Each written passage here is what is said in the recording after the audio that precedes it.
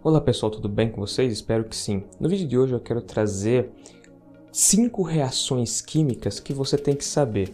Seja para você prestar o vestibular, seja para você começar um curso de química, seja para você conhecer a química no dia a dia. Sem essas reações, você não entende química. Então depois da vinheta eu volto e a gente vai conversar um pouquinho sobre essas reações tão básicas.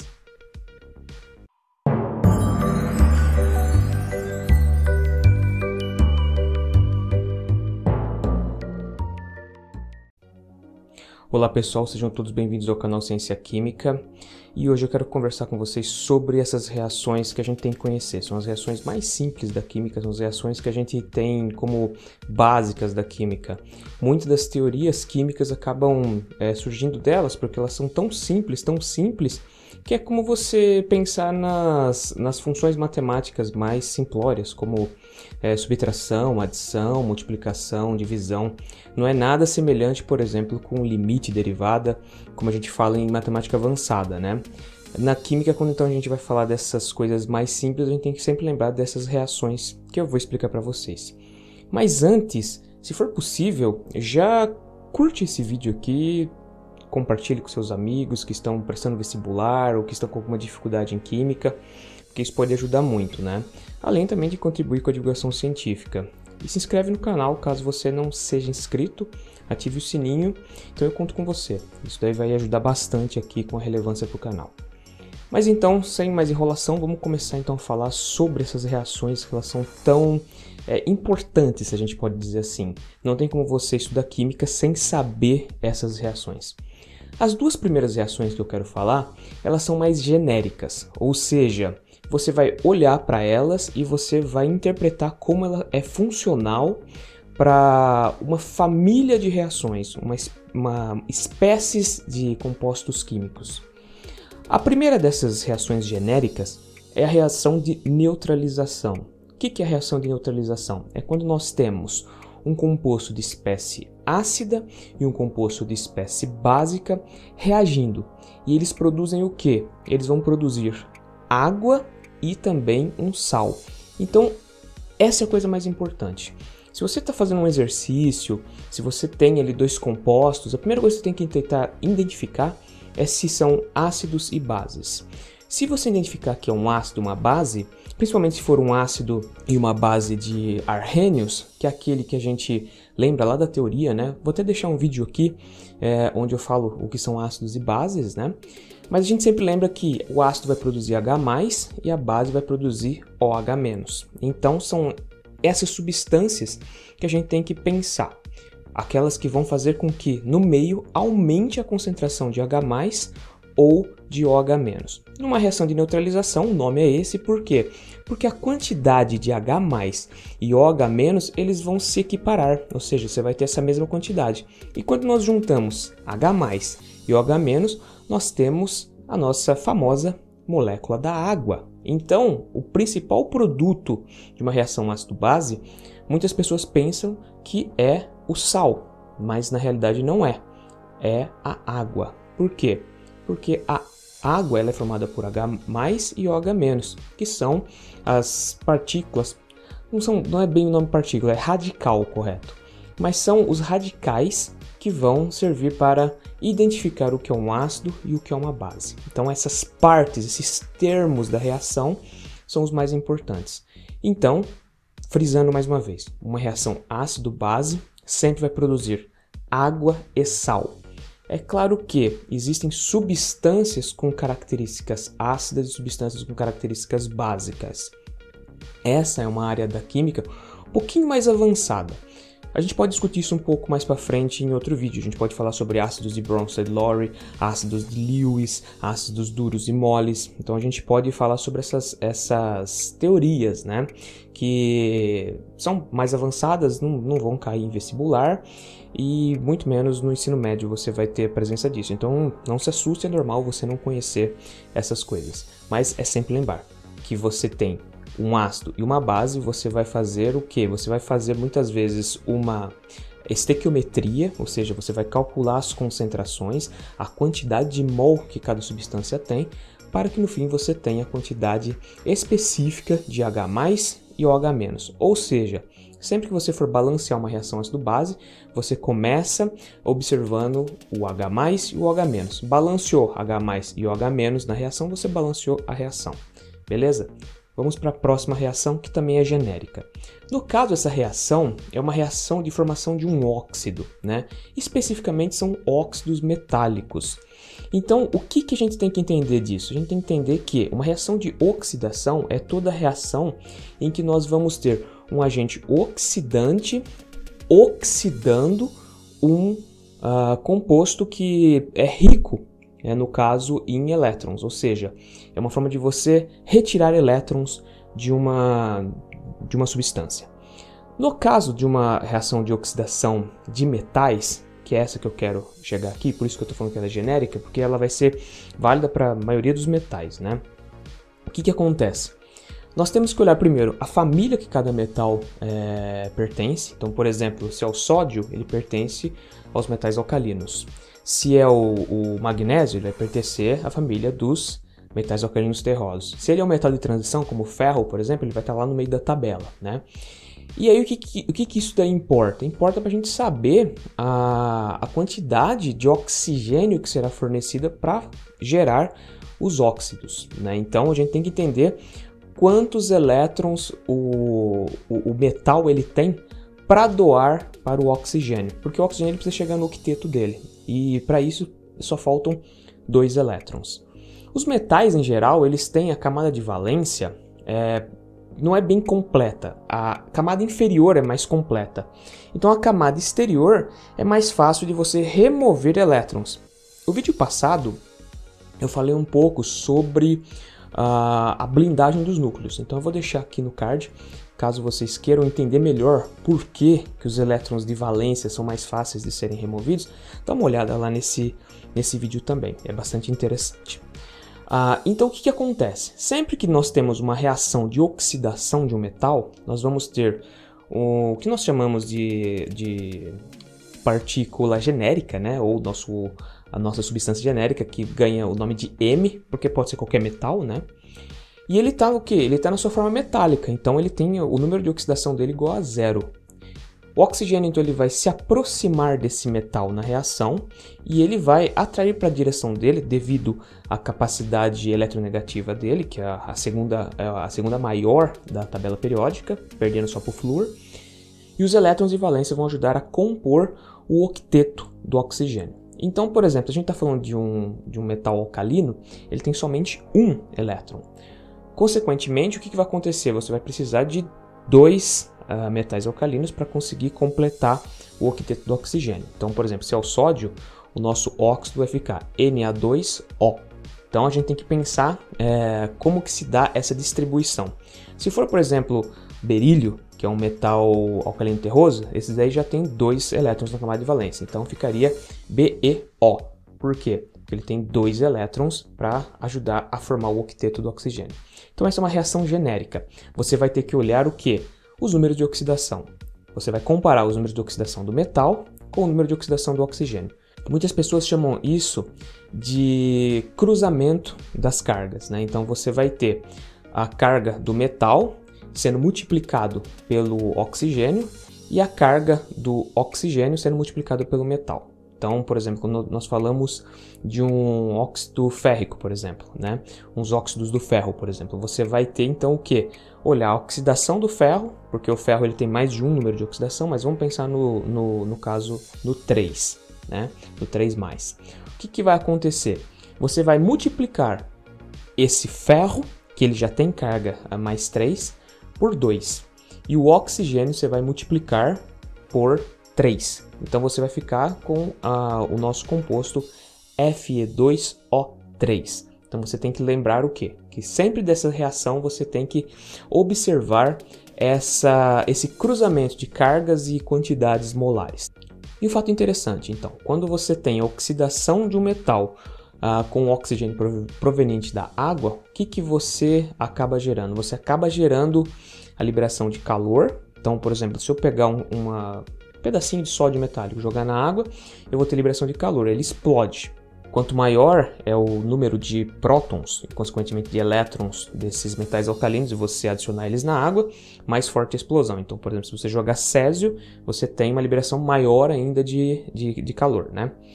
Mas um fato bastante interessante é o seguinte, é que quando você está trabalhando com essa reação, você vai ter a liberação de gás hidrogênio. Então, sempre que nós estamos então falando de uma reação de oxidação de um metal para a formação do óxido dele com a utilização de água, você vai ter a liberação do gás hidrogênio, ou seja, de H2. Então é sempre lembrar que numa reação de oxidação você vai ter o metal no estado zero dele, ou seja, no estado metálico, mais água gerando o óxido do metal, já balanceado, como a gente já estava conversando, mais a liberação de gás hidrogênio e muitas vezes também você tem a percepção da liberação de energia. Então, essas duas são reações genéricas. Agora eu quero falar de reações mais específicas. Essas reações você tem que saber. Se você vai prestar um vestibular, você tem que saber essas reações. A primeira delas é também uma reação de oxidação, é bastante similar com isso. Mas ela se caracteriza pelo quê? Pela uma grande liberação de energia. Então eu estou falando da reação de combustão ou reação de queima, como a gente pode dizer, né? E assim, a gente pode dizer que ela também é um tanto quanto genérica, mas eu vou dar aqui alguns exemplos. Por quê? Porque nós temos a reação de combustão completa e a incompleta. Vamos começar pela completa. Essa reação de oxidação, no caso da combustão completa, ela se dá com um composto de origem orgânica. Vamos dar um exemplo, então, utilizando o etanol, né? Então, você tem a molécula de etanol, ela é composta por 2 carbonos, 6 hidrogênios e 1 oxigênio. Então, nós temos essa molécula e quando nós fornecemos um comburente, ou seja, o nosso oxidante, que é o oxigênio, né? A nossa molécula de gás oxigênio, mais uma fonte de ignição, uma quantidade de energia, o que vai acontecer? Nós vamos ter um processo de oxidação do álcool, né? O etanol é um álcool. Nisso, o que nós vamos gerar? Nós vamos gerar CO2, né? No processo de oxidação, você vai quebrar essa molécula, então você vai gerar CO2 e água. Então, uma combustão completa sempre vai gerar CO2, que é o gás carbônico, água e energia. Então, sempre que você tiver essa reação, sempre que você ler, por exemplo, no enunciado de um exercício, o termo combustão, já tem que vir na sua cabeça que você tem um composto orgânico mais uma fonte oxidante, no caso pode ser o oxigênio, mais energia para gerar CO2, água e mais calor, né? É claro que se essa for uma reação completa. Uns dias atrás aconteceu um acidente na cidade de Rio Claro. Eu fiz um vídeo aqui explicando também. Lá a gente tinha um outro agente oxidante, não era bem o oxigênio, mas ele era rico em oxigênio. No caso era o peróxido de hidrogênio. Se você ficar interessado, dá uma olhada, eu vou colocar o card aqui em cima para você consultar após finalizar esse vídeo aqui. Então agora nós entendemos que existe um processo bastante simples para a gente falar de combustão. Essa é a forma completa. Vamos falar agora da forma incompleta. A forma incompleta, a diferença dela é que na realidade ela só não vai quebrar 100% da molécula orgânica gerando gás carbônico. Na realidade, além de gerar gás carbônico, ela acaba gerando o quê? Ela acaba gerando monóxido de carbono ou o carbono na sua forma zero, né? Ou seja, no seu estado de oxidação zero, que é o carbeto, que a gente pode reconhecer ele na forma de carvão ou mesmo na forma de fumaça mais escura, né? Fumaça preta, né? O monóxido de carbono ele é extremamente tóxico e ele é incolor, então você não percebe. Mas você sabe que uma queima é incompleta quando começa a aparecer a fuligem, que é esse carbono mais escuro, né? Então o que acontece? Acontece o seguinte, é que nós temos um composto orgânico e esse composto orgânico não recebe a quantidade correta de oxigênio para que ocorra a reação por completo, né? Então ele recebe energia, recebe a quantidade de combustível, mas a quantidade do comburente não é completa, né? Então você falta oxigênio ali. e isso acaba promovendo a produção do monóxido de carbono. Então, a única diferença que nós temos entre a reação completa e a incompleta é que o nosso combustível ele não vai ser oxidado de forma completa. Ele vai produzir um composto à base de carbono, monóxido de carbono, que faltaria ainda um oxigênio para ele virar o CO2. Então nós temos, por exemplo, compostos à base de carbono muito famosos, como por exemplo a parafina ou por exemplo a gasolina, que acabam não tendo uma combustão completa. A gasolina, além de não produzir 100% de CO2, ela acaba fazendo o quê? Ela acaba liberando nitrogênio também, porque é adicionado alguns compostos nitratos ali no meio, né? Mas o álcool, por exemplo, sempre vai gerar CO2 e água. Então, por exemplo, tem um teste bastante fácil. Se você tem uma vela e você acender ela e colocar, por exemplo, um anteparo, pode ser uma colher, né? Eu vou colocar por alguns segundos em cima dela, você vai ver que a colher vai ficar preta embaixo. E isso é porque você tem uma chama que não está tendo uma combustão completa, porque a parafina não tem a combustão completa, né? No caso, a parafina da vela. Então você consegue fazer esse teste. Agora, se fosse uma chama proveniente do álcool, se você consegue colocar numa vasilha um pouquinho de álcool e adicionar fogo, você vai ver que a combustão não vai fazer com que, no caso, se a gente estiver utilizando uma colherzinha, você vai ver que ela não fica preta, porque é uma combustão completa. E esse é um processo de oxidação. É bastante interessante você saber também que um processo de combustão ele depende realmente de 3 fatores, é um tripé: combustível, o comburente e energia. Então, se você cortar qualquer uma dessas coisas do momento que está acontecendo a reação, você extingue a reação. Então, se você remover 100% do oxigênio, apaga o fogo. Se você remover 100% do combustível, apaga o fogo. Se você remover a energia, apaga o fogo. Então é por isso que existem formas de você abafar ou resfriar. Então são formas de você conseguir abafar o fogo, você apagar o fogo.